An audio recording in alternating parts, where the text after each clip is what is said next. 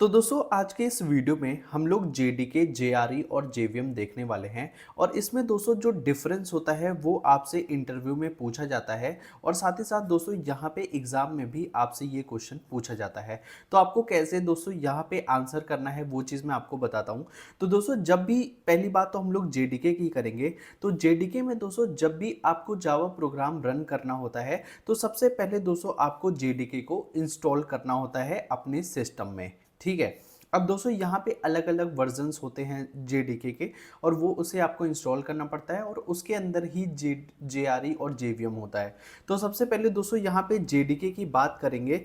तो जेडीके का full form होता है Java development kit is a software development environment which is use to develop Java application. ठीक है।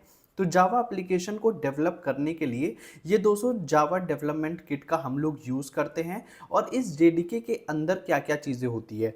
तो दोस्तों अगर हम लोग जेडीके की बात करें तो जेडीके के अंदर दोस्तों यहाँ पे जीआरई होता है जिसे हम लोग जावा रन टाइम इन्वायरमेंट बोलते हैं।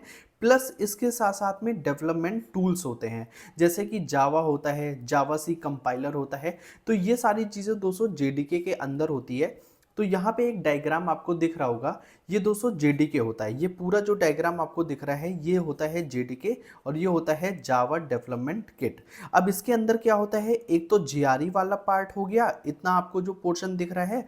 प्लस दोस्तों यहाँ पे आपके पास डेवलपमेंट टूल्स होता है जैसे जावा और जावा कंपाइलर। ठीक है। तो इन दोनों से मिल के ही जेडीके यहाँ पे बनता है। अब दोस्तों ये तो हो गया हमारा जेडीके के अंदर जेआरई और डेवलपमेंट टूल्स हो गया, ये चीज़ आपको समझ में आ गई। अब दोस्तों यहाँ पे ये जेआरई होता है।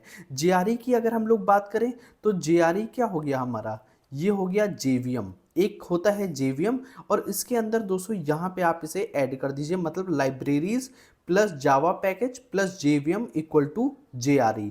तो ये सारी चीज़ें दोस्तों यहाँ पे हमारे पास इंक्लूडेड होती है जेआरई में। और उसके अंदर दोस्तों यहाँ पे ये जेवीएम होता है।